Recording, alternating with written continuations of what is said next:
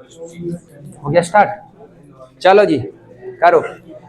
पहला क्वेश्चन पढ़ लो अपन। पहला बहुत ज्यादा जीबी चला जाता है आंटी, सीरियस क्वेश्चन पढ़ो। An electron of charge is moving parallel to uniform magnetic field. सुनो, आप शोर मत करना, ठीक है? An electron of charge is moving parallel to uniform magnetic field B with a constant velocity V. The force acting on the electron is, ये तो बता दो भाई डायरेक्टली, जीरो। क्यों? बिल्कुल। सुनो बेटा, बातें ना करो। F इज इक्वल टू बेटा क्यू वी बी। देखो बार बार एक बात बोलने से ना, हम देखो बार बार कह रहे हैं शांत रहो, है ना? शोर करोगे तो तुम भी मेंटली डिस्टर्ब होगे, हम भी होंगे, गलत हो जाएगा फिर। चलो F इज इक्वल टू बेटा देखो थीटा, इन्होंने क्या बोला पैरेलल, थीटा कितना हो जाएगा? जीरो। साइन जीरो की वैल्यू जीरो, फोर्स कितना लगेगा? जीरो लगेगा। चलो क्वेश्चन नंबर 2 पढ़ लो जल्दी से। Instantaneous magnetic flux link with a coil is given by this EMF पूछा बेटा t is equal to 2 second. तो हम क्या जानते हैं ईएमएफ की इक्वेशन क्या होती है? D phi by d t. चलो जी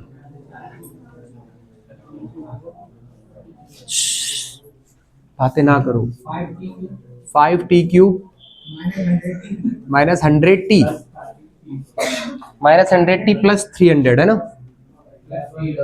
चलो बेटा डिफरेंशिएट कैसे करते हैं? 3 आगे आ जाएगा तो कितना हो जाएगा? 3 5 15 और ऊपर एक पावर कम कर देंगे टी स्क्वायर। फिर इसकी पावर देखो 1 है तो ये 1 आगे आ जाएगा, 100 से मल्टीप्लाई होगा 100 ही रहेगा। और टी की पावर 0 कितना होता है? 1। कांस्टेंट का डिफरेंशिएशन 0। तो ये आपकी किसकी इक्वेशन मिल गई? ईएमएफ की। आपको ईएमएफ चाहिए t इज इक्वल टू कितने पे बेटा? 2 सेकेंड पे। तो टाइम की जगह कितना डाल दोगे आप? 2 डाल दो। 15 इंटू 2 का स्क्वायर माइनस 100। तो बेटा 2 का स्क्वायर कितना होगा? 4 4 15 जा 9 60 माइनस 100 कितना आ जाएगा? ये 40 वोल्ट। प्लस माइनस साइन के साथ दिया है। अच्छा माइनस 40 की प्लस 40, जरा ध्यान से दो। E is equal to minus d phi by d t होता है, तो यहाँ हर जगह माइनस माइनस चलेगा। फिर लास्ट में जाके जो माइनस आंसर है वो क्या हो जाएगा? प्लस हो जाएगा। तो ओवरऑल आंसर कैसा मिलेगा आपको? प्लस 40। समझ पाएगी नहीं? देखो प्लस 40 माइनस 40 दोनों आंसर्स रिपोर्टेड है। अगर आपने साइन का ध्यान नहीं दिया तो गलत टिक करके आ जाओगे। तो E is equal to minus d phi by d t होता है। वहां से सॉल्व करते करते आए तो ये प्लस 40 मिला। ठीक है, चलो क्वेश्चन नंबर 3 पढ़ो।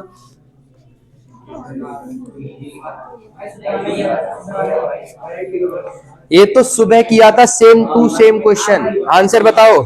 सी 13 सी की डी। हंस गए। काइनेटिक एनर्जी कभी नेगेटिव नहीं हो सकती, पोटेंशियल एनर्जी नेगेटिव होती है। तो आंसर क्या हो जाएगा इसका? सी होगा, डी नहीं होगा। समझ में आई बात कि नहीं? डी अगर वो पोटेंशियल एनर्जी पूछते तो माइनस 13.6 होता। देखो आने के बाद भी गलत कर दो। इसका आंसर क्या होगा? 13.6। लॉजिक क्या है? होगा तो 13.6 ही, बट लॉजिक ये है कि काइनेटिक एनर्जी कभी नेगेटिव नहीं हो सकती। अगर काइनेटिक एनर्जी नेगेटिव नहीं हो सकती तो प्लस वाला आंसर रिपोर्ट कर देंगे। ठीक है, चलो क्वेश्चन नंबर 4 देखो बेटा। In an experiment on photoelectric effect with the increase in potential difference of emitter and collector plate, हम पोटेंशियल डिफरेंस बढ़ाते जा रहे हैं किसके बीच का? एमिटर प्लेट और कलेक्टर प्लेट। क्या होती है एमिटर और क्या होती है कलेक्टर प्लेट? देखो इस पे ऊपर लाइट पड़ी थी, याद है आपको? तो यहां से इलेक्ट्रॉन निकले थे, फिर इस वाली प्लेट पे गए थे और इनके बीच में हमने क्या लगाया बेटा? बैटरी लगाई। तो इन्होंने बोला कि हमने इसके ऊपर एक लाइट डाली और एमिटर कलेक्टर प्लेट के बीच का हम पोटेंशियल डिफरेंस बढ़ाते जा रहे हैं। अगर मैं पोटेंशियल डिफरेंस बढ़ाते जाएंगे तो क्या लगता है आपको? करंट बढ़ता जाएगा? बढ़ता ही चला जाएगा। एक टाइम के बाद क्या हो जाएगा? कांस्टेंट। तो कौन सा ऑप्शन हो गया बताओ? डी हो गया, increase initially and then becomes constant. सही बात है क्या? हाँ कौन सा?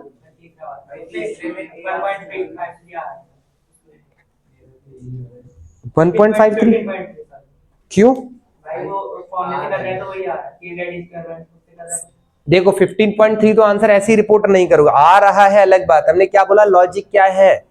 कुछ क्वेश्चंस को करने के लिए ना कैलकुलेशन की जरूरत नहीं होती। 13.6 से ज्यादा एनर्जी हो सकती है। सोचो, अपने आप से सोचो। 13.6 मिनिमम एनर्जी अवेलेबल है, उससे ज्यादा एनर्जी जा ही नहीं सकते हम। 15.3 तो हमारे पूरे एटम डुअल नेचर में कहीं आंसर आ ही नहीं सकता है। तो 15.3 तो ऐसे ही गलत है, हम निकालेंगे नहीं। देखो 4.7 इंटू 10⁻11, ये जो वैल्यू है किससे रिलेटेड है, किससे है, फर्स्ट ऑर्बिट से रिलेटेड है। 0.528 n स्क्वायर एंगस्ट्रॉम होता है ना आंसर, तो ये 0.528 ही तो है। 4.7 को 0 पॉइंट में लिखो तो 0.47 हो जाएगा, 0.47 क्या बनेगा 5। तो यहां से क्या पता चला, ये फर्स्ट ऑर्बिट है, फर्स्ट ऑर्बिट है तो एनर्जी क्या होगी 13.6। ना नहीं सोचें, कैलकुलेट करेंगे ही नहीं हम। अब हम देखो ये क्वेश्चन सुबह भी किए थे, अभी भी किए थे, अभी एग्जाम में आएगा फिर भी हम कैलकुलेट करेंगे क्या, नहीं, हम टिक करेंगे डायरेक्टली। ठीक है चलो, और ये क्वेश्चन सोचो 2 बार रिपीट हो गया, सेम टू सेम क्वेश्चन, तो ऐसी और पेपर में बार बार रिपीट होंगे। अभी का पेपर अगर अब इधर उधर की देखो ऐसी बातें नहीं करवाओगे तो बहुत जल्दी खत्म हो जाएगा। चलो नेक्स्ट क्वेश्चन पढ़ो। A current carrying circular loop of radius r is placed in xy plane with center at the origin. Half of the loop with x greater than 0 is now bent so that it now lies in the yz plane. Which of the following statement is correct about the latter situation? Okay, I need a piece of paper. किसी के पास है? चलो ये है, देखो question ने बोला है कि हमने ना एक ऐसे करके एक लूप रखा है, वो सर्कुलर है, ये हमारा रेक्टेंगुलर है। इसकी वजह से मैग्नेटिक मोमेंट कितना होगा, आई इंटू ए। बार बार करें, मैग्नेटिक मोमेंट का फॉर्मूला याद कर लो, क्या होता है आई ए। तो ऐसे निकला। अब इन्होंने बोला इस लूप को ना हमने बेंट कर दिया ऐसे। अब बताओ पहले से मैग्नेटिक मोमेंट ज्यादा होगा कम होगा, उतना ही रहेगा।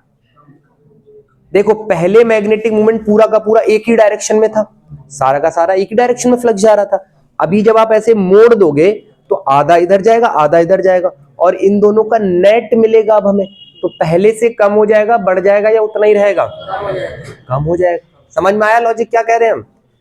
पहले सारा का सारा ऊपर था तो कुछ था मान लो, अभी हमने इसको जब मोड़ के ऐसे कर दिया, तो जब मोड़ के हमने इसको ऐसे किया तो उस केस में मैग्नेटिक मोमेंट इधर हो गया, इस वाले एरिया का मैग्नेटिक मोमेंट इधर, और इस वाले एरिया का मैग्नेटिक मोमेंट ऊपर। तो नेट मैग्नेटिक मोमेंट कहां आएगा, इस तरफ आएगा इस बार। तो ये नेट मैग्नेटिक मोमेंट तो ओरिजिनल वाले से कम होगा, क्योंकि इस बार डायरेक्टली नहीं जुड़ रहा है। समझ में आ रहा है क्या कह रहे हैं हम? तो कम होगा, ये वाली बात समझ में आई? कैसे करके सोचा भाई, देखो सिंपल सी बात है, 10 न्यूटन की फोर्स 10 न्यूटन की फोर्स दोनों एक ही डायरेक्शन में लग रही है, तो नेट फोर्स कितनी हो गई 20 न्यूटन। 10 न्यूटन 10 न्यूटन, नेट कितनी लगी 20 न्यूटन। 10 न्यूटन ऐसे लगाते ऊपर की तरफ 10 न्यूटन, आगे की तरफ 10 न्यूटन, क्या अभी भी 20 न्यूटन लगेगी? नहीं, अब कुछ रिजल्टेंट लगेगा, है ना, 10√2 लगेगा अगर हम निकालने जाएंगे तो इंक्लाइन करने से वैल्यू क्या हो जाएगी, कम हो जाएगी, एज कंपेयर टू डायरेक्टली एक ही डायरेक्शन में होने से। समझ में आई क्या वाली बात? ठीक है, तो बताओ कौन सा ऑप्शन सही है? The magnitude of magnetic moment now decreases, सोचना ही नहीं कुछ भी, है ना। चलो नेक्स्ट क्वेश्चन पढ़ो बेटा।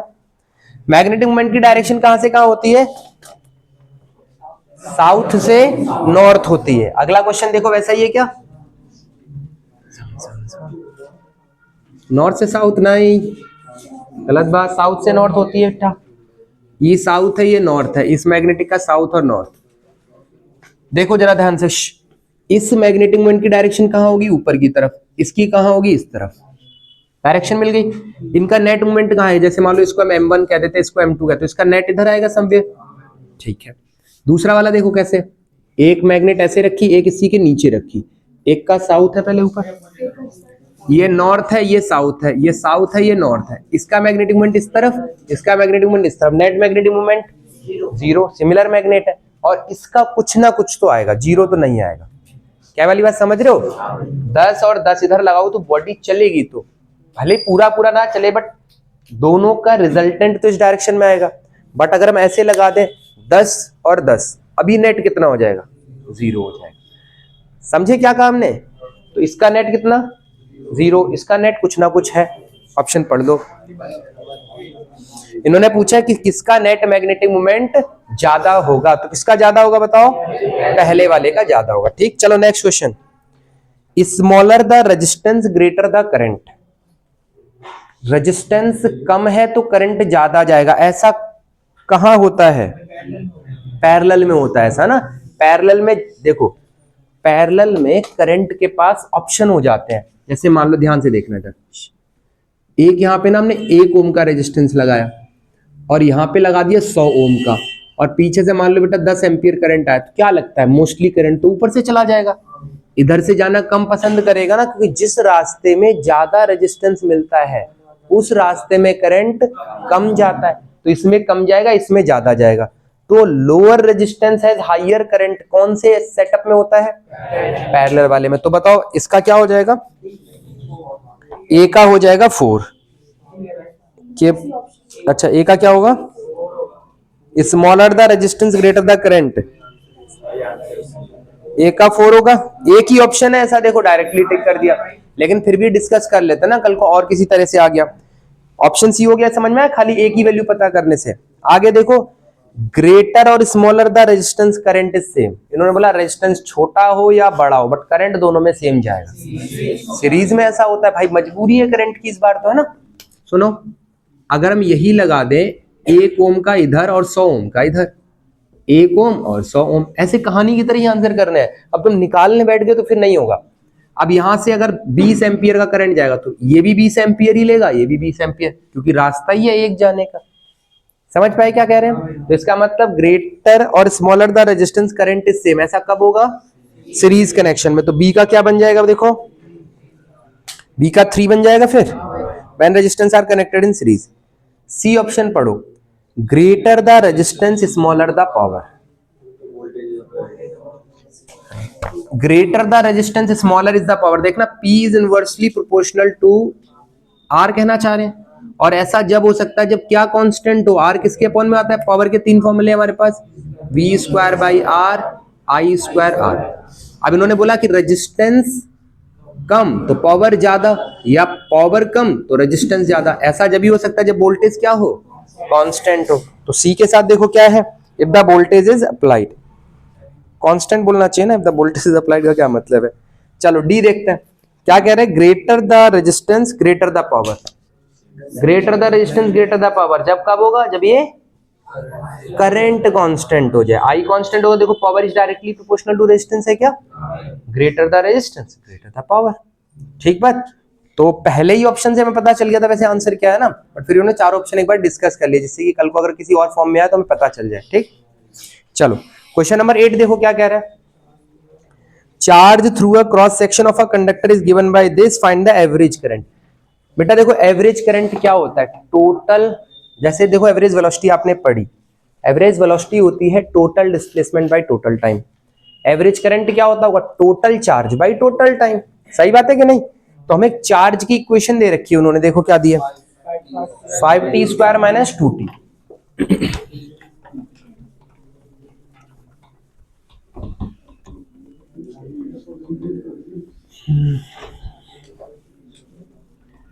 चार्ज की इक्वेशन दी है बेटा 5t स्क्वायर माइनस 2t। ठीक, हमसे पूछा है कि एवरेज करंट बता दो, किस किस टाइम के बीच में बताना है? 2 सेकंड और 4 सेकंड के बीच में। तो पहले हम ये निकाल लेते हैं, t is equal to 2 second तक कितना चार्ज फ्लो हो गया था। तो 5 इंटू टी की जगह कितना डाल देंगे? अगर चार्ज की इक्वेशन पता है तो चार्ज निकालना है तो टाइम की वैल्यू पुट कर दो। किस टाइम पे चाहिए हमें चार्ज? 2 सेकंड पे। तो 5 इंटू 2 का स्क्वायर माइनस 2 इंटू 2, 2 दूनी 4 पंजे 20 माइनस 4 कितना आ जाएगा बेटे? 16 आ जाएगा। तो ये चार्ज कितना मिला हमें? 16 कूलम। अच्छा, फिर हमें किस टाइम पे चाहिए? t is equal to 4 second पे निकालो। 5 इंटू 4 का स्क्वायर माइनस 2 इंटू 4 कितना आ जाएगा? देखना, 4 चौक 16 पंजे 80 माइनस 8 कितना आएगा? 72। मतलब t is equal to 2 second पे 16 कूलम चार्ज चला गया था, t is equal to 4 second पे 72 कूलम चला गया। इन दोनों के बीच में कितना गया होगा? Therefore charge flowing between these two time interval कितना? 72 माइनस 16 कर देंगे क्या? कितना आएगा बताओ? 56 कूलम। अब हमें चाहिए average current, total charge by total time. कितना चार्ज टोटल फ्लो किया? 56। कितने टाइम में किया है? 2 से 4 सेकंड के बीच में कितना टाइम होता है? 2 ही सेकंड होता है। 2 से डिवाइड कर दो, कितना आ जाएगा बताओ? 28 एम्पियर। देखो कौन सा ऑप्शन है? बी कितना है? 28 एम्पियर। समझ में आया? देखो बातें बहुत ज्यादा हो रही है क्लास में, और हमसे ये बात हम सब कुछ टॉलरेट कर सकते हैं, बस केवल यही एक बात टॉलरेट नहीं कर सकते। क्लास में बातें हम बिल्कुल टॉलरेट नहीं कर पाते हैं, चाहे वो कोई भी क्लास हो। ठीक है, अब हमें लास्ट बार कह रहे हैं, सुन लेना। वरना हम नहीं करवाएंगे सैंपल पेपर।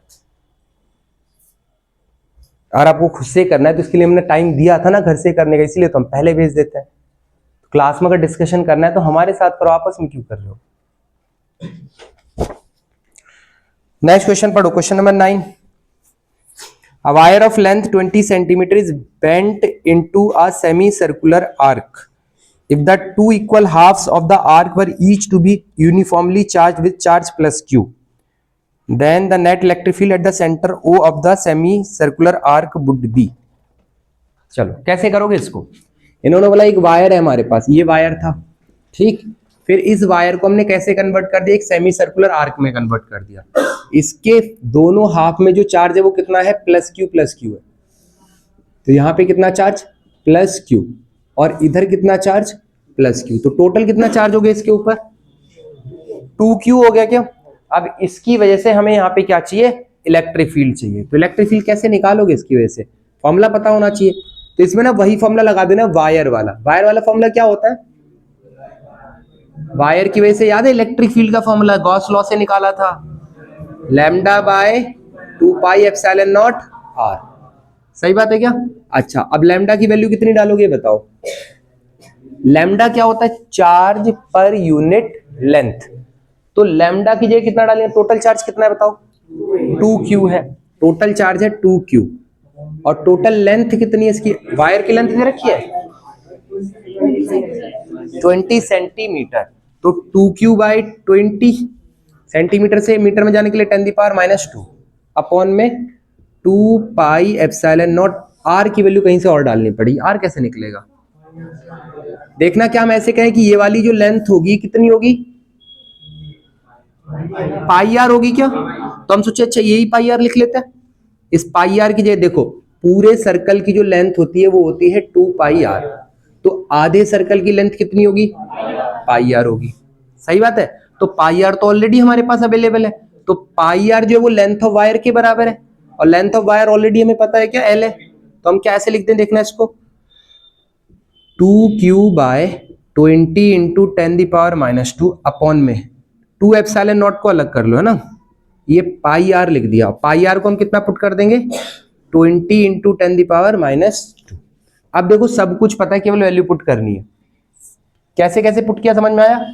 लैम्डा कैसे निकाला, total charge by total length. Total length कितनी थी, L 20 सेंटीमीटर दे रखा है। फिर उसके बाद टोटल चार्ज कितना, 2Q, क्योंकि Q इधर क्वेश्चन ने बोला दोनों हाफ में QQ चार्ज है। तो 2Q बाय L लैम्डा से पता चल गया। फिर उसके बाद 2 एप्सिलॉन नॉट हमने अलग से लिखा है ना, पाई आर हमने यहाँ प्रूफ करके दिखा था ना, पाई आर लेंथ के बराबर है। तो पाई आर को हमने क्या पुट कर दिया, लेंथ 20 इंटू 10⁻⁻²। सही बात है क्या।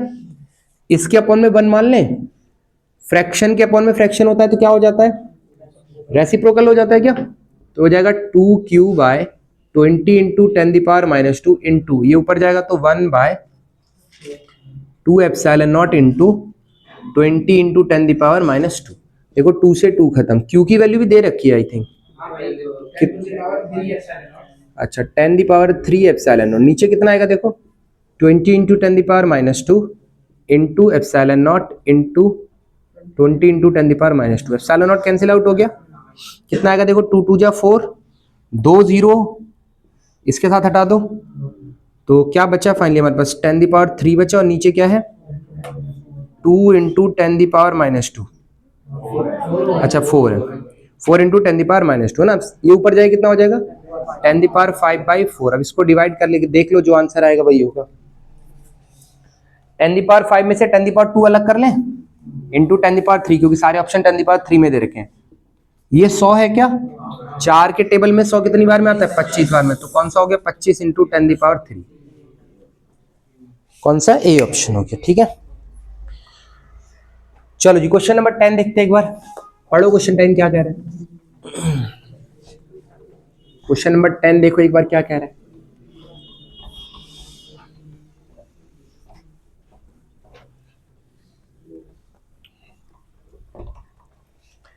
Consider the situation shown in the figure. The capacitor P has charge Q on it, whereas Q is uncharged. अच्छा, इन्होंने बोला कि 2 कैपेसिटर है हमारे पास, है ना। ये वाले कैपेसिटर का नाम ही क्यू है ना, इस वाले कैपेसिटर का नाम स्मॉल क्यू। इसके ऊपर कुछ कुछ चार्ज होगा, प्लस प्लस प्लस, इसके ऊपर माइनस माइनस माइनस माइनस। ठीक, अब इन्होंने पूछा है कि अगर हम इसको बंद कर देते हैं और फिर थोड़े टाइम के लिए छोड़ देते हैं, तो हमें ये बताना है कि the charge appearing on the capacitor Q long time after switch is close. हाँ, तो इस क्यू पे कितना चार्ज आ जाएगा आफ्टर लॉन्ग टाइम? क्यू आ जाएगा। अच्छा, क्यू तो इस पे है टोटल, तो इस पे सारा का सारा चला जाएगा।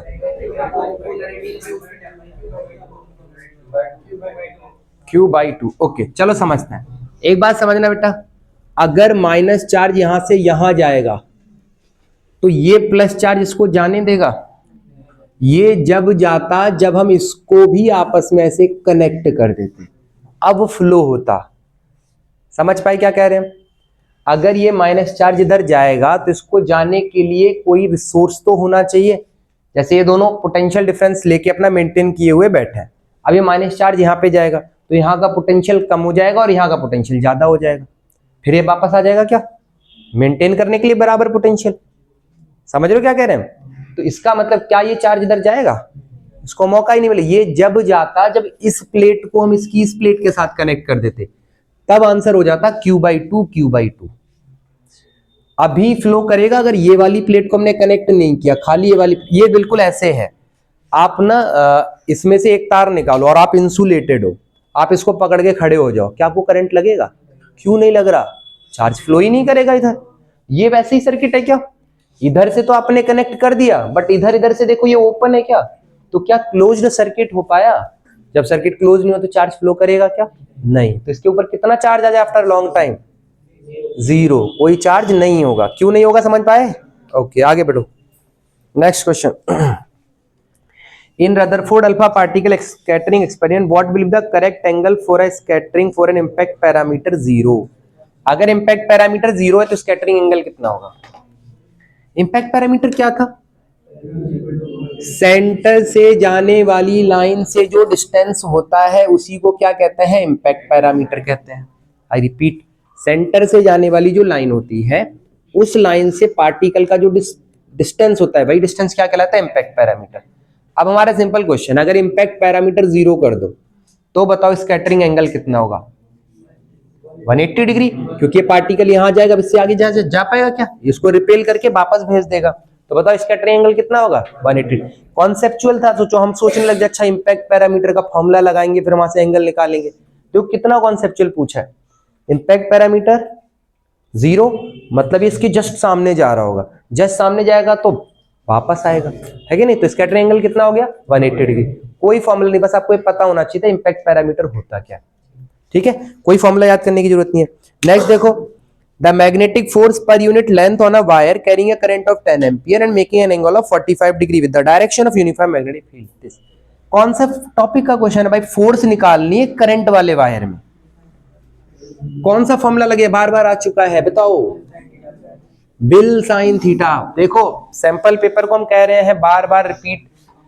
ये क्वेश्चन 3 सैंपल पेपर किए थे, तीनों में आया और ये चौथा है उसमें भी आया है। तो अगर हम बार बार करते रहेंगे तो केवल डिजिट बदलेगी। समझ नहीं लो तो हम कहना क्या चाह रहे हैं? हम बार बार एक ही बात कह रहे हैं बेटा, केवल डिजिट बदलेगी, question same to same copy paste होगा।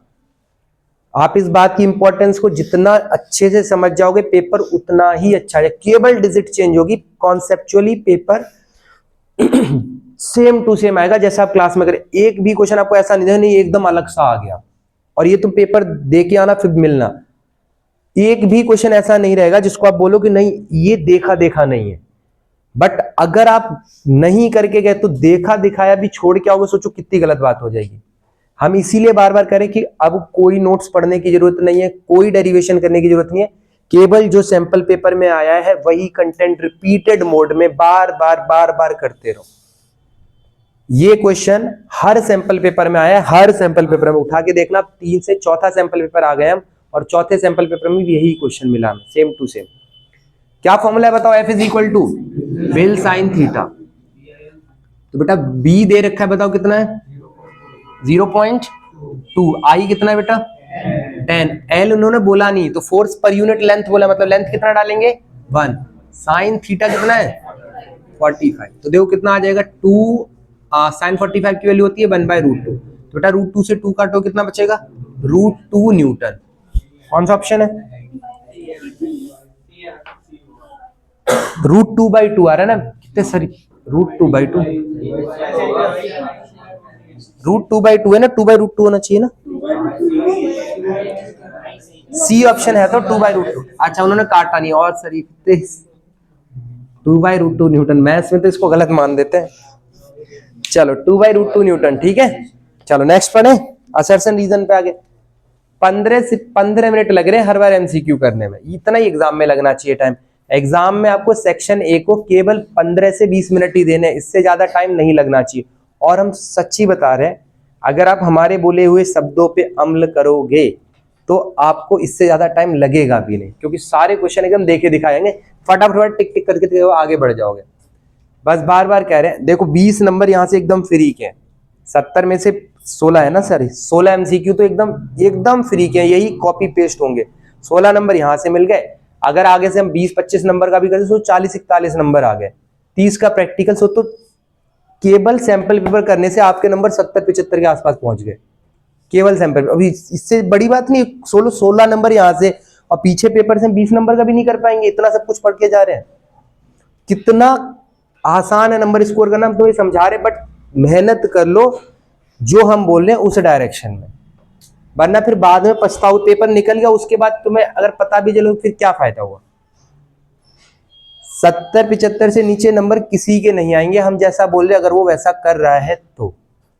और 70-75 नंबर अच्छे नंबर माने जाते हैं अगर हमने साल भर पढ़ाई नहीं करी है तो, है ना।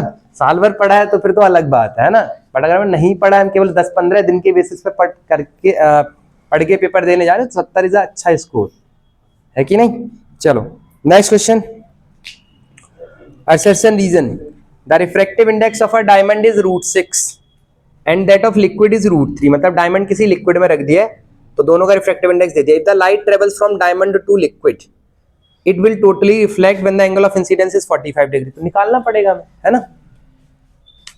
पहले ये बताओ छोटा कौन है, √6 छोटा कि √3 छोटा। तो sine IC is equal to, हमने क्या याद किया था, छोटा बाई बड़ा।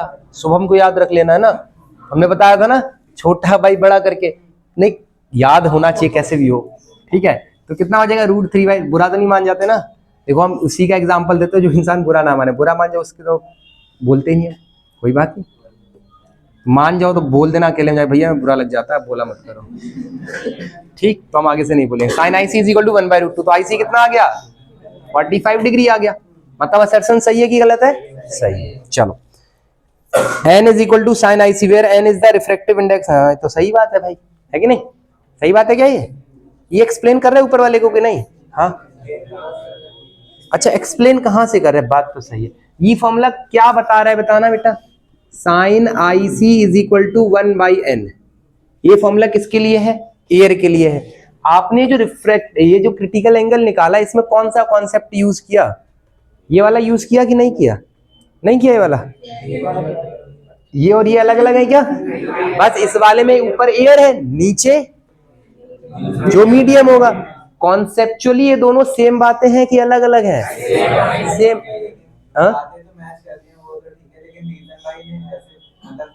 अगर ये रीजन ऐसे देते कि इससे ज्यादा हो रहा है, इस वजह से इंटरनल हो रहा है। अच्छा देखो रीजन का मतलब क्या है, रीजन का मतलब ये है कि ऊपर वाली बात को एक्सप्लेन करने के लिए हम कौन सा फैक्ट यूज करेंगे। हम जो फैक्ट यूज करेंगे that fact is known as reason. अब वो फैक्ट मैथमेटिकली भी हो सकता है, थ्योरेटिकल। देखो हमारे दिमाग में ऐसा जाता है कि अगर हम रीजन दे रहे हैं दैट मींस वो थ्योरेटिकल एक्सप्लेनेशन होना चाहिए। रीजन का मतलब हमारे दिमाग में ऐसा कुछ जाता है, तो जरूरी थोड़ा ना देखो हम थ्योरेटिकल एक्सप्लेनेशन दे दें या मैथमेटिकल दे दें, दोनों तो एक ही बात है।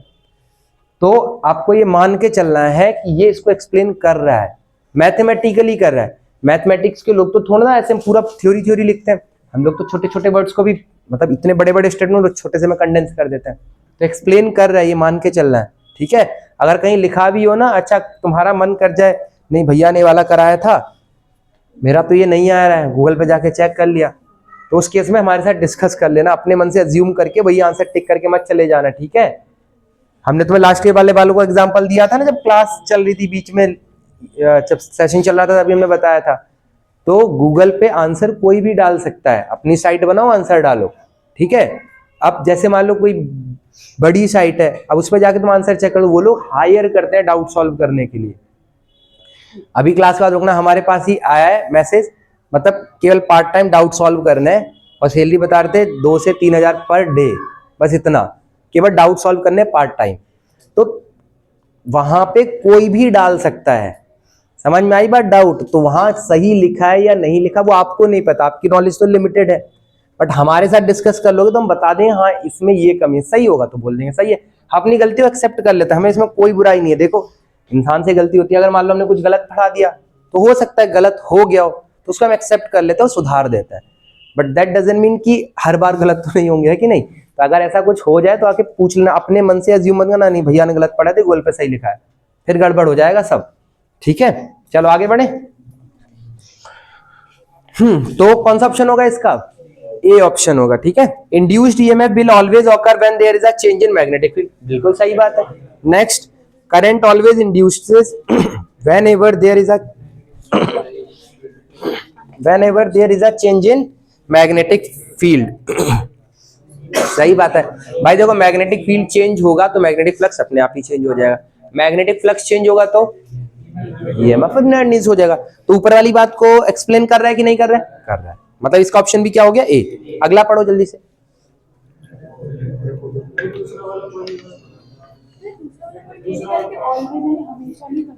Current always induces whenever there is a change in magnetic field, अगर कभी भी मैग्नेटिक फील्ड में चेंज होगा तो हमेशा करंट इंड्यूस होगा। क्या ये सही बात है? बिल्कुल सही बात है। आपने हमेशा को पहले लगा दिया तो आपको ऐसा लग रहा है कि करंट हमेशा केवल मैग्नेटिक फील्ड की वजह, ओनली वर्ड यूज नहीं किया, ध्यान से देखो, ठीक है। अंग्रेजी में फंस मत जाना, सर्टन रीजन में अंग्रेजी में फंस जाते हैं, नॉलेज वाइज ठीक रहता है सब कुछ। चलो, the photo electron produced by a monochromatic light beam incident on a metal surface have different value of kinetic. तीसरी बार ये क्वेश्चन रिपीट हो रहा है अलग अलग फॉर्म में, असर्शन रीजन में ही। बताओ सही बात है कि गलत बात है? ये सही बात है। क्यों, कहां चली जाती है? कोलिजन में चली जाती है। The work function of the metal is it's characteristic property. क्या ये सही बात है? वर्क फंक्शन मेटल की अपनी खुद की कैरेक्टरिस्टिक प्रॉपर्टी है, सही बात। क्या ये ऊपर वाले को एक्सप्लेन कर रहे हैं? नहीं, इस बार कोई लेना देना नहीं है आपस में, ठीक बात। चलो नेक्स्ट, तो कौन सा ऑप्शन हो गया इसका? बी। नेक्स्ट पढ़ो, the conductivity of an intrinsic semiconductor depends on its temperature. सही बात है, क्योंकि इसमें इलेक्ट्रॉन होल्स तो होते नहीं है, ठीक बात। Next, the conductivity of an intrinsic semiconductor is slightly higher than that of the lightly doped. ये गलत बात है ना, तो पी टाइप बनाया ही क्यों हमने? कंडक्टिविटी बढ़ाने के लिए ना। तो ए सही है और आर क्या है? गलत है। चलो जी, सैंपल सेक्शन बी पे आ जाते हैं। A battery of EMF 10 volt and internal resistance 3 ohm is connected to a resistor if the current in the circuit is 0.5 ampere। तो देखो पहले हम इसका सर्किट बनाते हैं ना। हमने क्या कहा था, 4-5 सैंपल पेपर के बाद आपको चीजें आसान लगने लग जाएंगी, अगर आपने वो 4-5 सैंपल पेपर अच्छे से कर लिए हैं तो ये चौथा चल रहा है, इसके बाद चीजें आसानी लगेंगी। केवल 1-2 क्वेश्चन होगा पूरे सैंपल पेपर में जहां पे आपको दिक्कत होगी, बाकी सब अच्छा। देखो बेटा, क्वेश्चन ने क्या बोला, 10 वोल्ट का हमारा ईएमएफ है और इंटरनल रेजिस्टेंस क्वेश्चन ने लगा दिया कितने का? 3 ओम का लगा दिया, ठीक है। Is connected to a resistor, कोई बाहर वाले रजिस्टर से कनेक्ट कर दिया, कैपिटल आर हो गया, ठीक बात है। If the current in the circuit is 0.5 ampere, circuit में जो करंट है वो कितना है? 0.5 एम्पियर का करंट है, ठीक बात है। Then find the resistance of the resistor. Okay, एक बात बताओ, सब कुछ तो पता है, खाली आर ही तो निकालना है। तो अगर हमसे कोई करंट का फॉर्मूला पूछे तो total EMF by total resistance. Total EMF कितना है?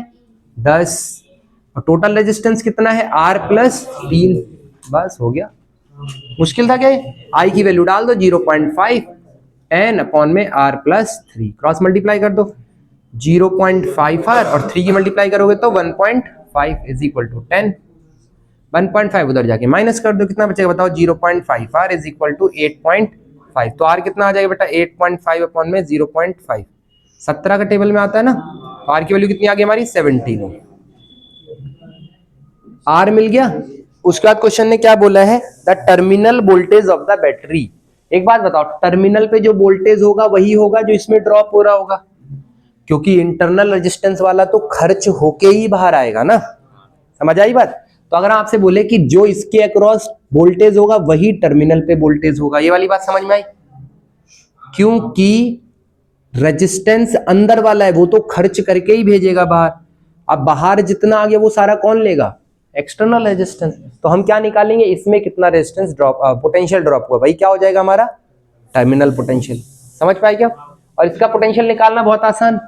पोटेंशियल निकालने के लिए एक ही फॉर्मूला बोलो, B is equal to I R. इसमें आई कितना जा रहा है? 0.5। आर कितना है बेटा? 17। तो 17 इंटू 0.5 8.5 ओम। तो टर्मिनल पोटेंशियल डिफरेंस कितना है? 8.5 वोल्ट। ठीक चलो समझ में आया वाला।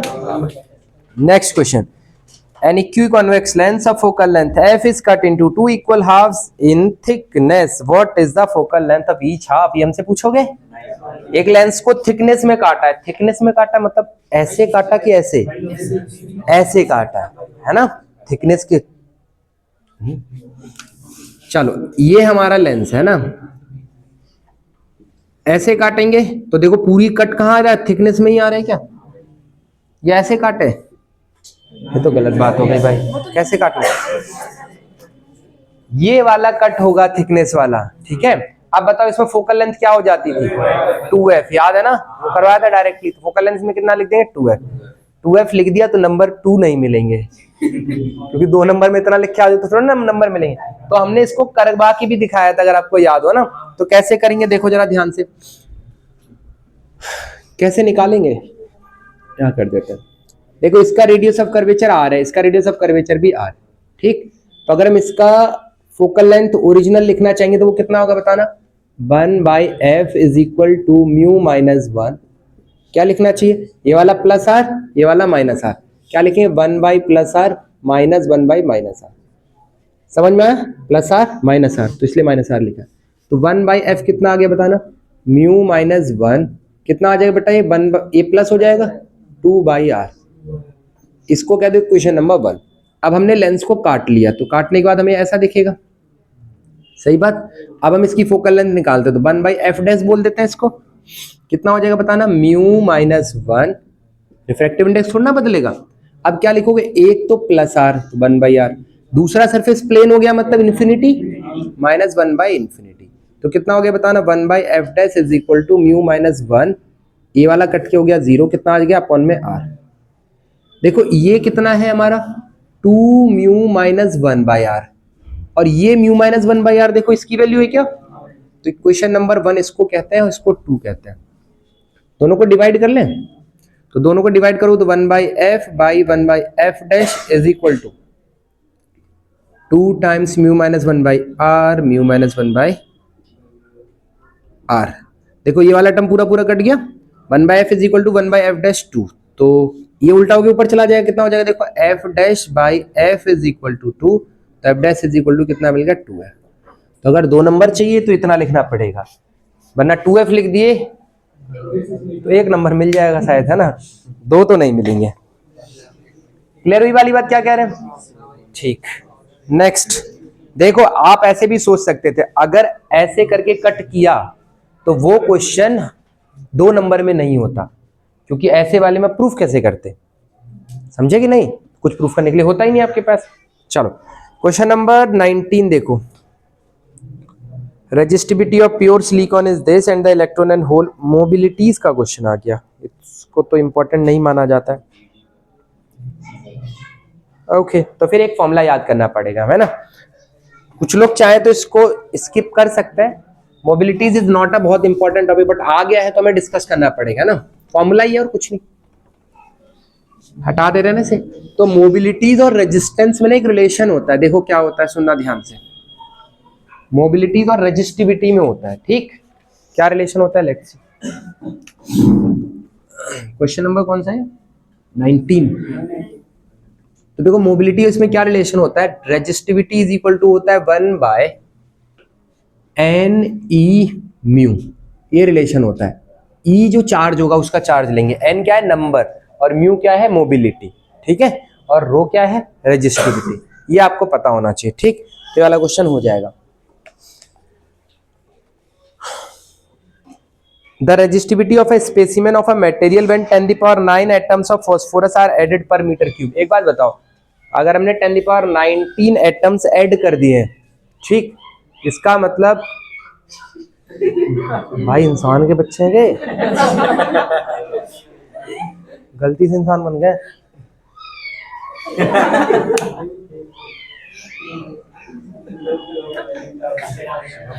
इधर देखो बेटा, एक बार तुम खाली चुपचाप अंदर चले जाएंगे।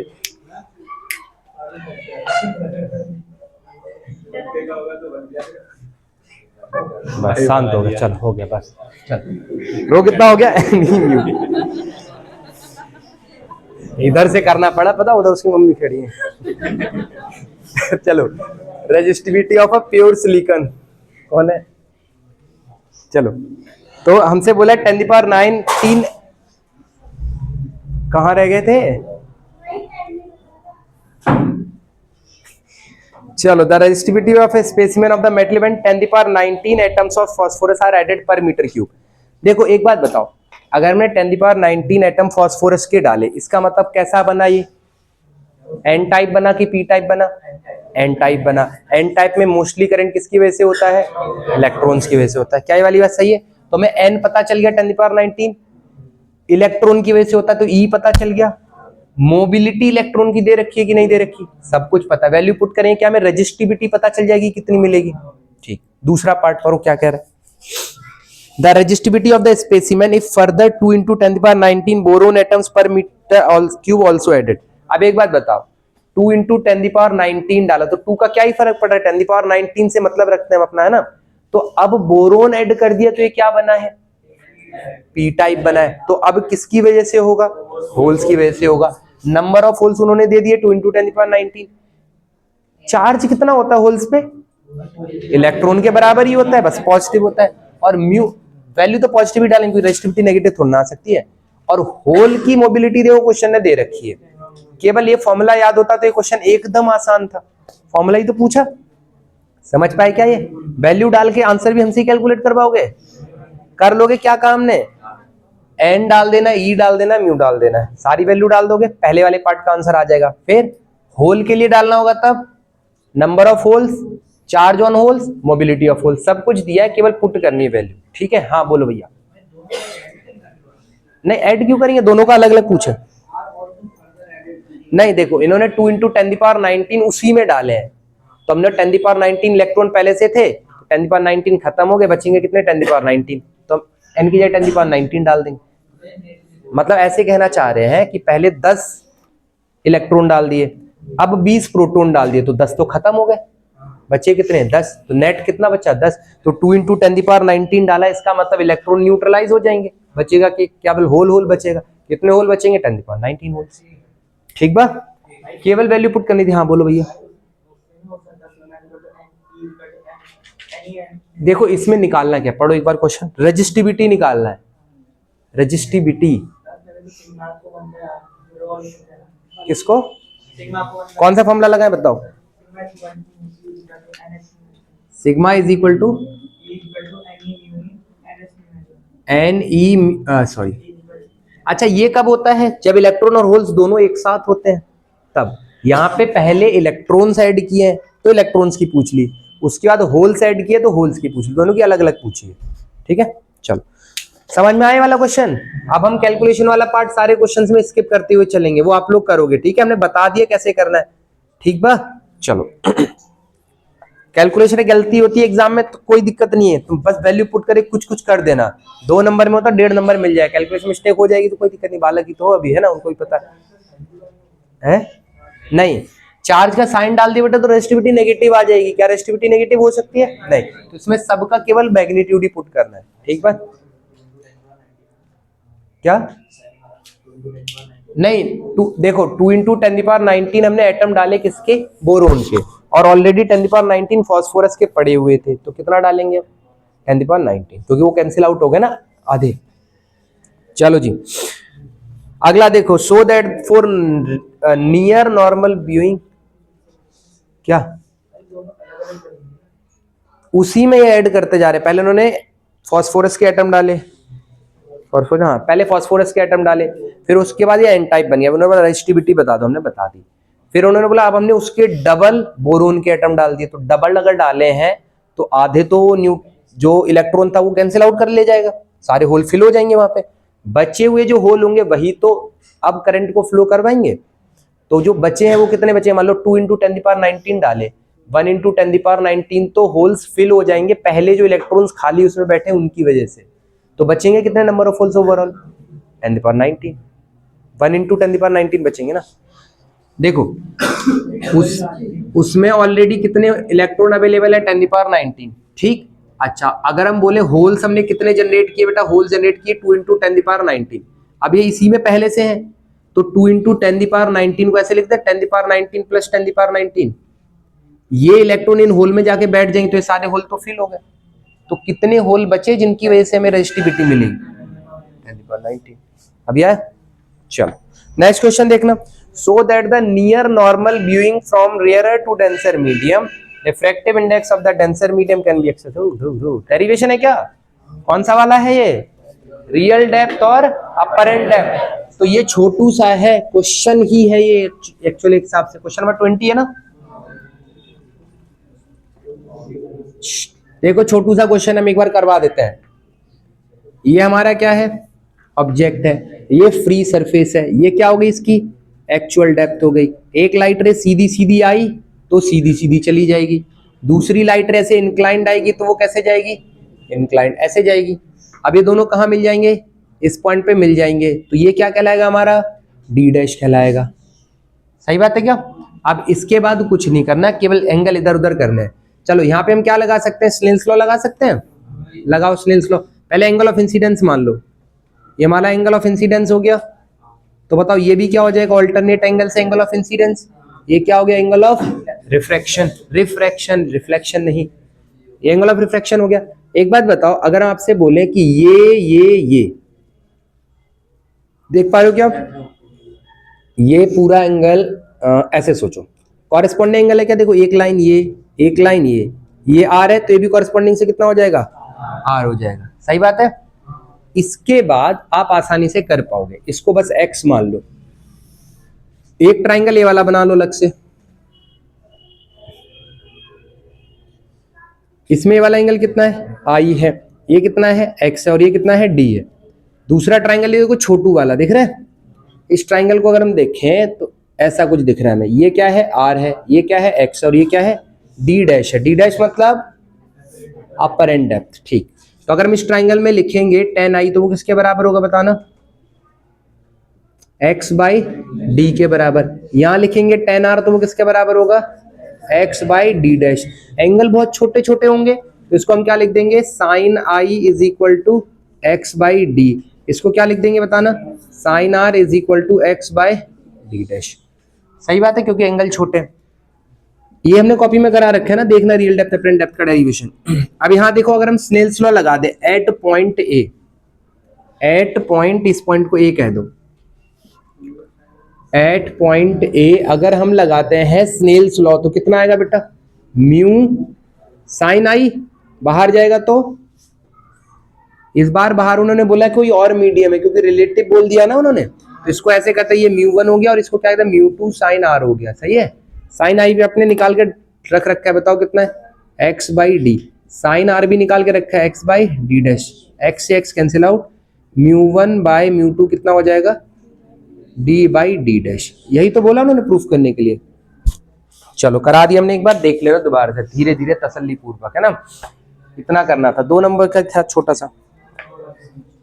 नेक्स्ट देखो, और यूज, अच्छा अगर ये नहीं आता तो इसको और अच्छी बात थी, हॉगन्स प्रिंसिपल का डेरिवेशन है, कौन सा वाला है ये, रिफ्लेक्शन वाला, बहुत बढ़िया।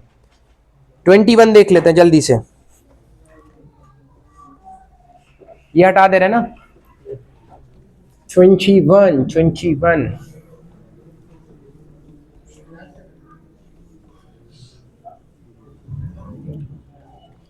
21 देखो क्या है, when a certain photo sensitive surface is illuminated by a monochromatic light of frequency f, the stopping potential for the photo current is v0/2। देखो बेटा, क्वेश्चन ने बोला कि अगर यहाँ पे हम f फ्रीक्वेंसी की लाइट डालते हैं तो स्टॉपिंग पोटेंशियल कितना मिलता है हमें, स्टॉपिंग पोटेंशियल है v0/2। फिर क्वेश्चन ने बोला दूसरा सरफेस है उस पे अगर हम लाइट डालते हैं बेटा f/2 की, ये दूसरा सरफेस है, यहाँ पे लाइट कितने की डालनी है, f/2 की लाइट डालनी, तो इसका स्टॉपिंग पोटेंशियल कितना है, -v0। ठीक बात है। अब हमसे क्वेश्चन ने पूछा है कि find the threshold frequency for photo electric emission. Threshold frequency बता दो कितनी होगी। तो कैसे करें, स्टॉपिंग पोटेंशियल का फॉर्मूला जानते हैं क्या हम, क्या होता है, देखो हम एक ही फॉर्मूला जानते हैं डुअल नेचर में, that is kinetic energy is equal to E minus क्या फाई, चलो ई माइनस फाई जानते हैं, ठीक। काइनेटिक एनर्जी को हम क्या लिखते हैं, ई इंटू स्टॉपिंग पोटेंशियल, तो स्टॉपिंग पोटेंशियल कितना है v0/2, तो ई v0/2। एनर्जी इंसिडेंट लाइट की होती है, एफ लाइट की फ्रीक्वेंसी आई है क्या, तो क्या लिखेंगे यहाँ पे hf माइनस फाई, फिर रिचार्ज हो गए। एक दूसरा अगर हम यहाँ इक्वेशन लिखेंगे तो कितना आएगा बताओ,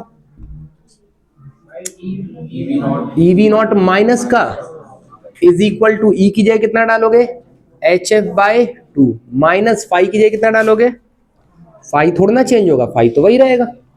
अब इन दोनों इक्वेशन को सॉल्व करके अगर हम फाई निकाल लें तो फाई निकल गया तो फिर f0 भी आ जाएगा, कैसे hf0 होता है, बिल्कुल सही बात। This is equation number 2। अब इन दोनों इक्वेशन को सॉल्व कैसे करें, डिवाइड कर दें क्या, डिवाइड करें, EV0 खत्म हो जाए, खाली फ्रीक्वेंसी बचेगी, है ना, डिवाइड कर देते तो बेटा चलो 1 को डिवाइड करो 2 से, ये आ जाएगा EV0/2 is equal to hf minus phi, दूसरी जगह EV0 माइनस का ना is equal to hf/2 minus phi, EV0 cancel out हो गया तो कितना बच गया देखना, माइनस का 1/2 is equal to hf minus phi upon में hf/2 minus phi, cross multiply करो कितना हो जाएगा, माइनस hf/2 प्लस का phi is equal to, cross multiply करो इधर 2hf माइनस का 2 फाई, hf और फाई अलग अलग कर लो कितना हो जाएगा, इसको इधर लेके आ जाए, कितना हो जाएगा ये इधर चला जाएगा ना, तो कितना आ जाएगा माइनस का hf/2 माइनस का 2hf इज इक्वल टू बताना माइनस का 2 फाई माइनस का फाई, सही बात, 2 2 जा 4, 4 प्लस 1 करोगे तो minus 5hf/2 is equal to में कितना जाए माइनस का 3 फाई, तो माइनस माइनस तो कैंसिल आउट हो गया, फाई की वैल्यू कितनी आ गई बताना, फाई की वैल्यू आ जाएगी 5/6hf, 5/6hf, और फाई का फॉर्मूला जानते हो आप hf0 होता है क्या, तो 5/6hf, h कैंसिल आउट हो गया तो f0 की वैल्यू कितनी आ गई 5/6f, इसका मतलब f0 कितना है हमारा 5/6f। समझ आई क्या ये वाली बात, तो दो इक्वेशन बनाई, फिर दोनों इक्वेशन को डिवाइड करके सॉल्व कर लिया, कोनो डाउट नहीं, आगे बढ़े, चलो भैया section B completed, section C पे चल लें,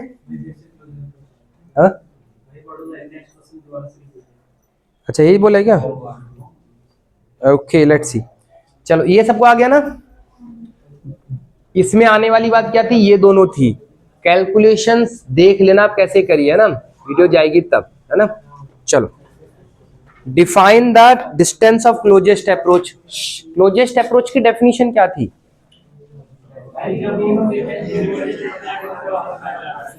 the maximum distance up to which an alpha particle approaches the nucleus, that minimum distance is known as distance of closest approach.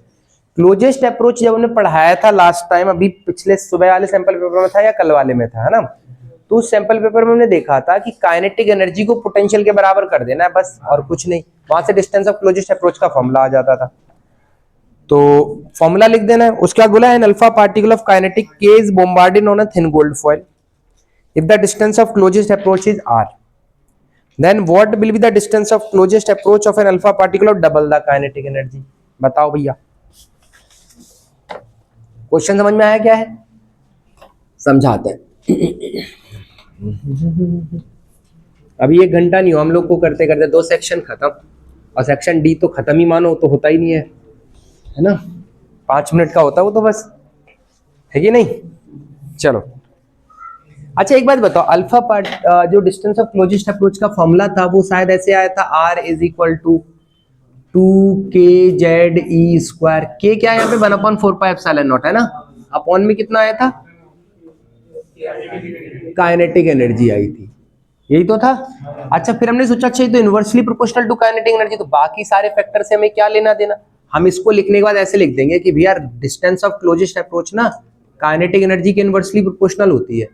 तो हम ऐसे लिखें क्या, R1 अपॉन में R2 is equal to inversely proportional, तो काइनेटिक एनर्जी 1 कहाँ आएगी, ऊपर की नीचे, नीचे, ये हो गई काइनेटिक एनर्जी 1 और ये हो गई काइनेटिक एनर्जी 2। क्वेश्चन के अकॉर्डिंग सेकंड काइनेटिक एनर्जी पहले वाली की क्या है, डबल है, तो R1 by R2 is equal to 2 times kinetic energy 1 by kinetic energy 1। क्या ये वाली बात समझे, ये वाला टर्म कैंसिल आउट हो गया, क्या आया बताना, R1 is equal to 2R2, लेकिन हमें तो R2 चाहिए, तो R2 कितना हो जाएगा बताना, R1 बाई 2। जो कितना आसान क्वेश्चन था, मुश्किल था क्या, एकदम आसान। ये उल्टा उल्टा नहीं हुआ, कम हो गया डिस्टेंस एनर्जी बढ़ाने से, होना भी तो चाहिए था ना, ज्यादा एनर्जी की लाइट दो तो और पास तक जाएगा ना। ठीक है, तो R2 कितना आ गया हमारा, R1 बाई 2। हाँ क्या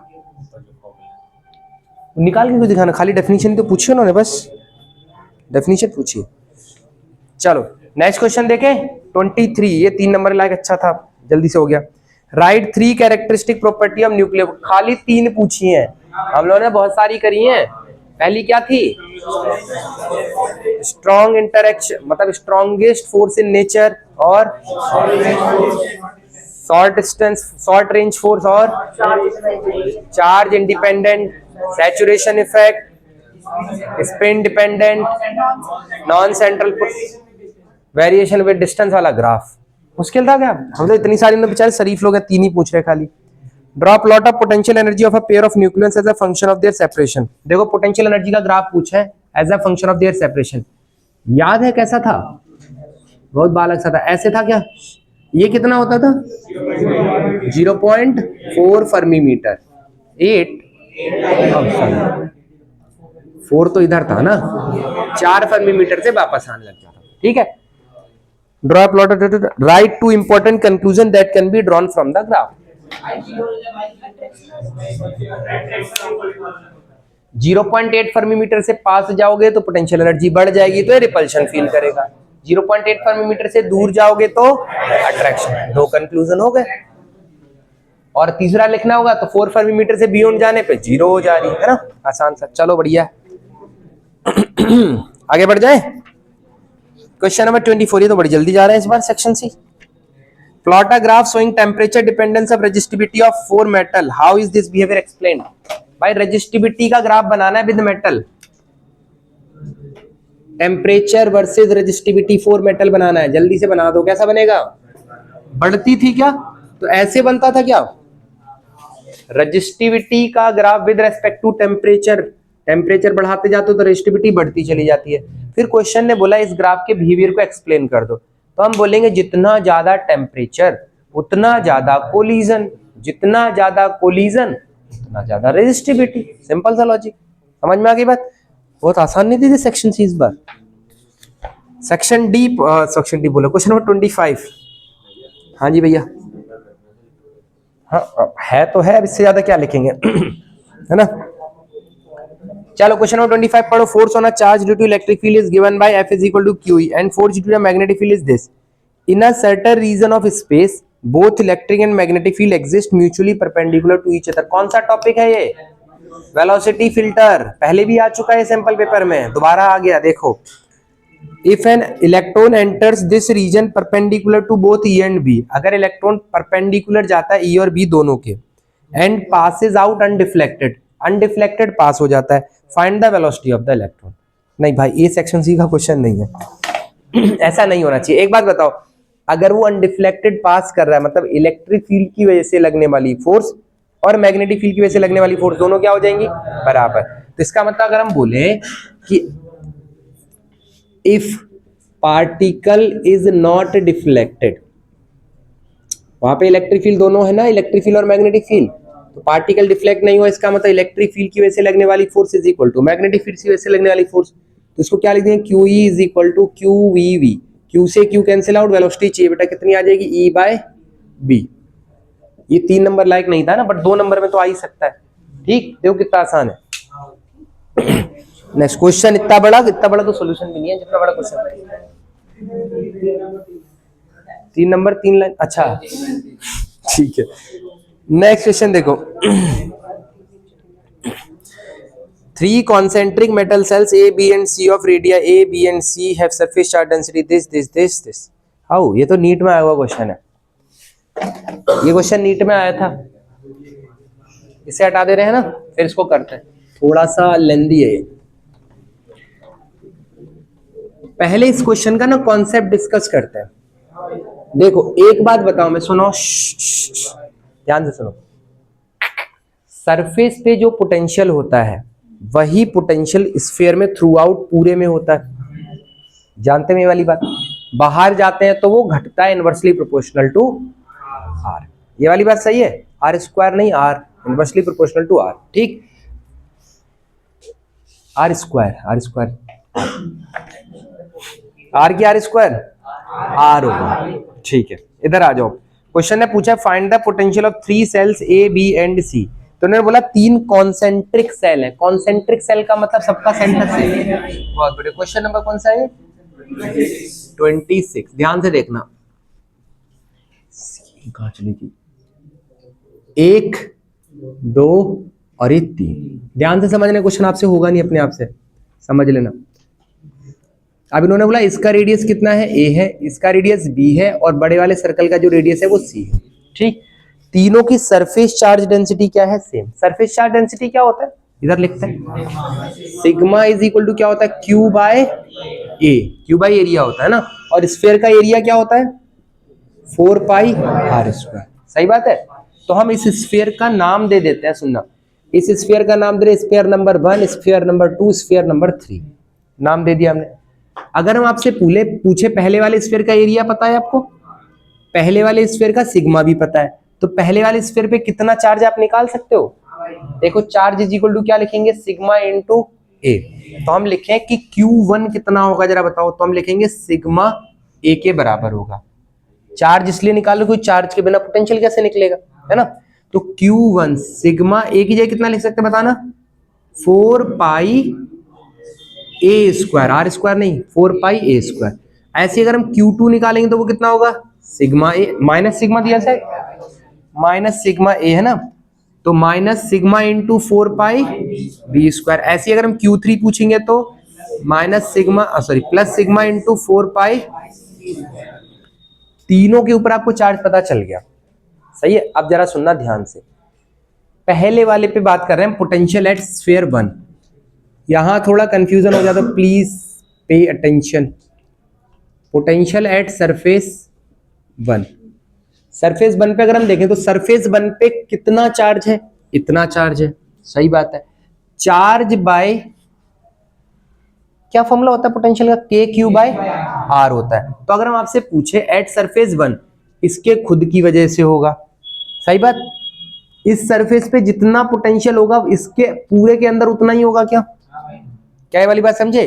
सरफेस 2 पे जितना पोटेंशियल होगा वो ही पोटेंशियल अंदर थ्रू आउट होगा। तो अगर हम बोले सरफेस 1 पे खुद की वजह से कितना पोटेंशियल है, पोटेंशियल का फॉर्मूला हम इधर से लिख देते हैं, के क्यू बाय आर होता है। ठीक है, तो क्या हम ऐसे लिखें? के क्यू 1 बाई ए। खुद की वजह से कितना होगा? के क्यू 1 बाई ए होगा। इसकी वजह से इसके सरफेस पे कितना पोटेंशियल? के क्यू 2 बाय बी। समझ में आई वाली बात? अब अगर इसके सरफेस पे के क्यू 2 बाई बी है तो अंदर इसकी वजह से पूरे में कितना होना चाहिए? के क्यू 2 बाई बी। तो सरफेस 1 पे 2 की वजह से कितना पोटेंशियल होगा? के क्यू 2 बाय बी। समझे वाली बात? पूरे के ऊपर जितना पोटेंशियल होगा अंदर थ्रू आउट सेम रहता है। Potential inside the sphere remains constant.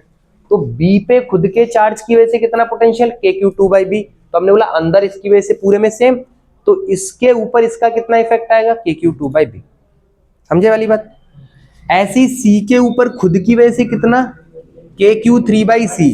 तो 3 बोलेगा नहीं, मेरे अंदर थ्रू आउट पोटेंशियल कितना है? के क्यू 3 बाई सी, और ये उसी के अंदर रखा है, तो सी की वजह से 1 पे कितना आएगा? KQ3/C। किसको समझ नहीं आई ये वाली बात बताओ। अच्छा ये माइनस होगा क्या यहाँ पे? नहीं, KQ2 सही। अभी तुमने चार्ज की वैल्यू नहीं डाली, ठीक है। देखो कुछ कॉमन आ रहा है क्या? K कॉमन ले लो। Q1 की वैल्यू कितनी है? Sigma into 4πa² plus Q2 की value minus sigma into 4πb² plus sigma into 4πc²। Upon में कितना देखो A, यहाँ अपॉन में B, यहाँ अपॉन में C। कुछ कॉमन? अच्छा एक A से एक A कट गया, यहाँ पे एक B से एक B कट गया, यहाँ पे एक C से एक C कट गया। वाह ये तो बहुत अच्छा हो गया। सिग्मा कॉमन आ रहा है तो 4π भी आ रहा है। अच्छा अंदर कितना बच जाएगा? अंदर बच गया A minus B plus C। बस नीट में इतना ही आया था, है ना। अभी हम लोग को तीनों के ऊपर निकालना है, तो पहला पार्ट डन।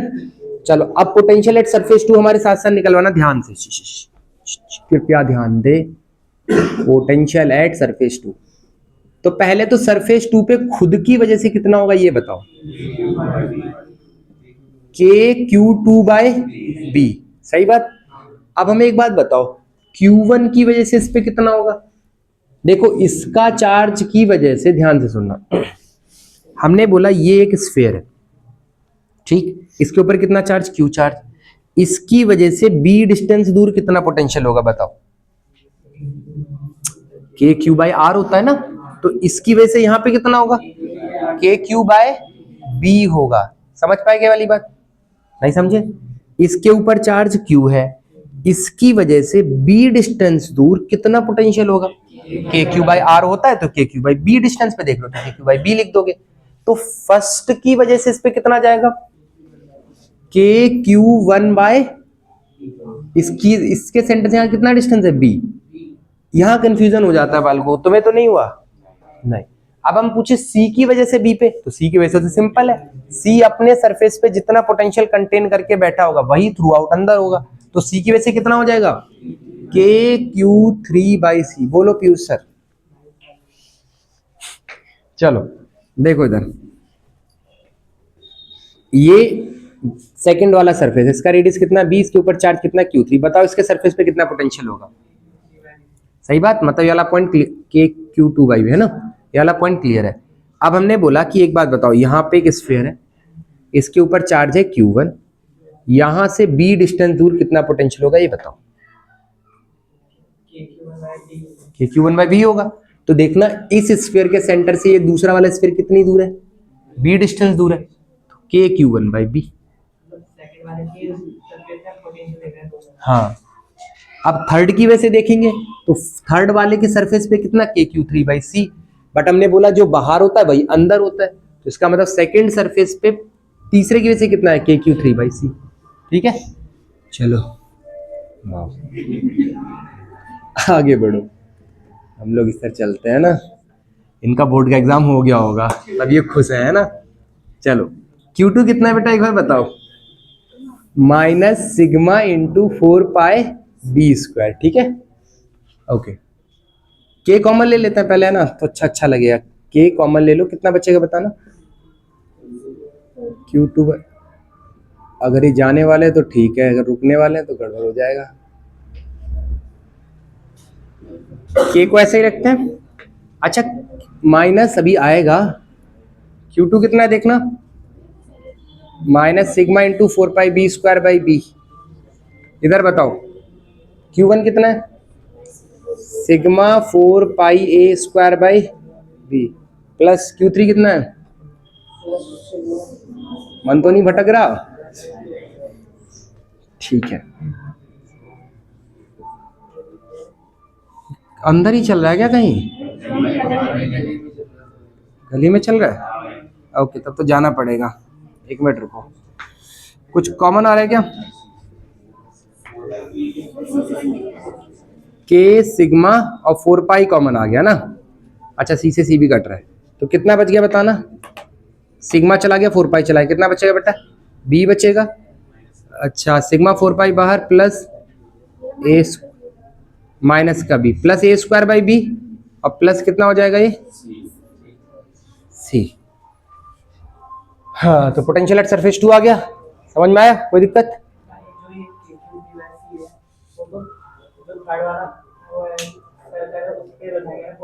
बिल्कुल।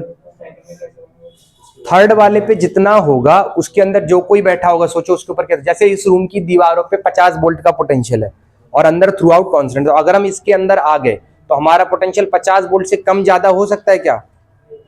अगर कम ज्यादा होगा तो चार्ज फ्लो करने लग जाएगा, इसका मतलब हमारा पोटेंशियल कितना है? 50 वोल्ट है। तो जितना थर्ड स्फीयर के सरफेस पे होगा उतना ही अंदर सब पे होगा उतना। ऐसे ही आप थर्ड पे निकाल सकते हो क्या? तो इसमें से एक हटा के पोटेंशियल एट सरफेस 3 निकालते हैं। इधर कोई पार्टी वार्टी चल रही है क्या? क्या है? शादी हुई है, तो अब शादी होने की खुशी है ये। हाँ? अब शादी हुई है तो फिर तो इसमें हम कुछ नहीं करवा सकते है ना।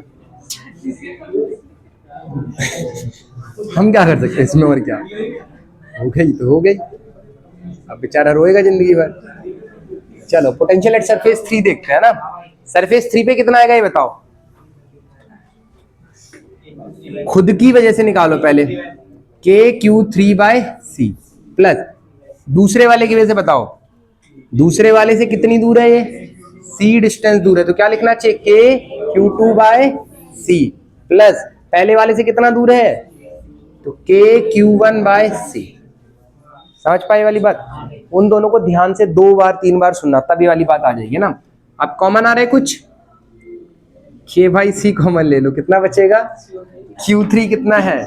सिग्मा इंटू 4πC² प्लस, अब कहाँ ही समझ में आएगा तुम्हें, minus sigma into 4πB² plus, आगे बताओ। गलत बात, अब तो सैंपल पेपर बेटा सुबह ही होगा। कुछ कॉमन आ गया क्या? Sigma 4π common, K sigma 4π common, अंदर कितना बचेगा? C² minus B² plus A² upon में CB है, सॉरी। ये था क्वेश्चन। क्वेश्चन एक ही था, बस गोल गोल गोल गोल गोल गोल घूम रहा है, जिससे कि हम गोल घूम जाए, है ना। और घूम जाएंगे अगर एग्जाम टाइम में हम बैठे हैं और ये क्वेश्चन आया और हम बिना किए हुए गए, पक्का हमें कुछ स्ट्राइक नहीं करे कि क्या करना क्या चाह रहे हैं हम, इधर से इधर ले रहे हैं फिर इधर से इधर, कंफ्यूज हो जाएंगे। तो समझ में कब आएगा? जब हम इसको घर से करके जाएंगे। हाँ बोलो, क्या बोल रहे थे भाई साहब? कुछ कह रहे थे? नहीं कुछ नहीं कह रहे थे, वरना अब तक कह देते।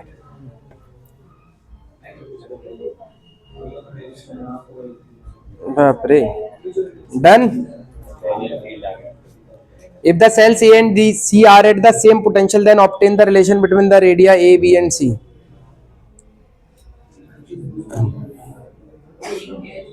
इसका सेकंड पार्ट बचा है अभी, ये वाला क्वेश्चन कर लो। सेक्शन डी और सेक्शन ई सुबह मिलेंगे। सेक्शन डी को देख के तो अच्छी अच्छी फीलिंग आती है। इसे हटा दे। पहले शादी करते टाइम खुशी मनाते थे, शादी करके खुशी मनाते हैं। इतना खुश हो जाता है भाई। इनको अच्छा इनको कोई बता के आओ कि नजर लग जाएगी, फिर ये बंद कर देंगे।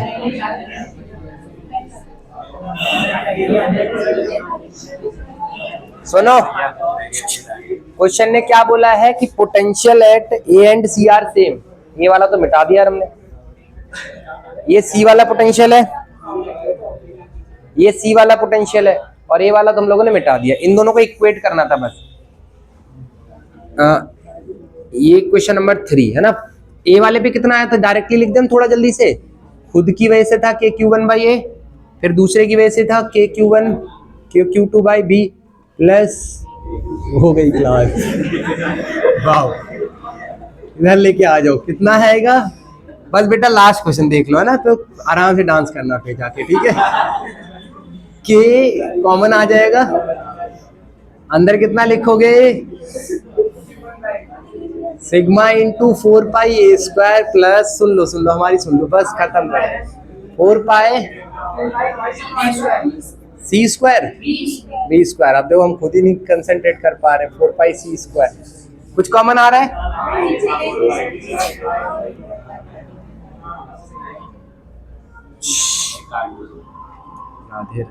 ये तो सर पे ही आ रहा है, लग रहा है नहीं आ रहा।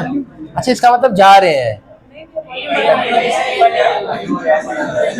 अच्छा ऐसे ऐसे कर रहे हैं। ओह, हमें लगा आवाज बढ़ रही है, मतलब आ रहे हैं तो फिर चले भी जाएंगे।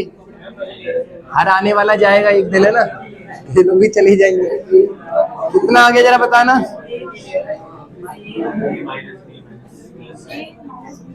यहाँ पे बचेगा केवल a माइनस बी प्लस सी, ये आया था ना।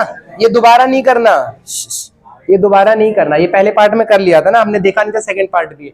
अब क्वेश्चन ने बोला इन दोनों को इक्वेट करके एबीसी में रिलेशन बता दो बस। तो ये तो बहुत आसान हो गया ना। कैसे बताएं, इधर वाला हटा देते हैं ना। तुम लोग खुश हो गए हैं, छुट्टी हो जाएगी अब। बेटा जिधर इधर छुट्टी होगी तो सुबह बैठोगे, बैठना तो कांस्टेंट ही है। V A is equal to V सी।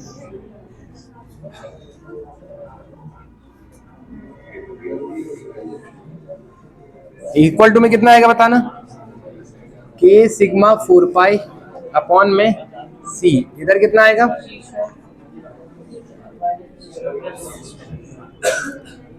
देखो ये वाला पूरा टर्म तो कैंसिल आउट हो गया, है ना। हाँ, इसको इधर लेके आ जाओ, सी को ना ऊपर ले आओ, सी को ऊपर ले आओ तो कितना आएगा बताना। सी ऊपर आ जाए कितना बचेगा,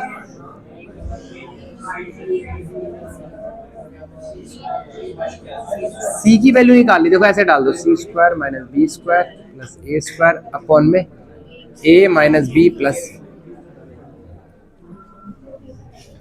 ठीक बात है बेटा, ओके। बाकी होगा तो, जब फंक्शन है तो फिर उसमें कुछ कर नहीं सकते, है ना। बेटा इसको बंद करो पहले, वो पॉज वाला बटन हो उसको दबाना, पॉज वाला।